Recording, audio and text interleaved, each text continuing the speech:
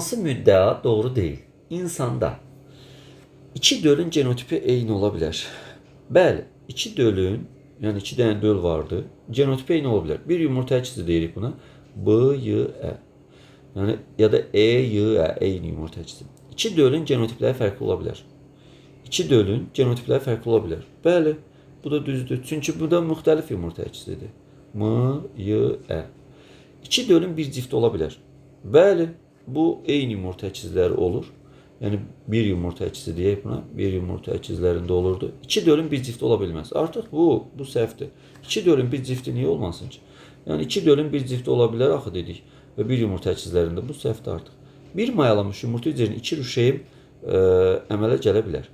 Bir mayalanmış yumurta hüceyrinin iki rüşeym yaranması üçün belə deyək ki, burada bir yumurta əkizi olmalıdır. B, Y, E.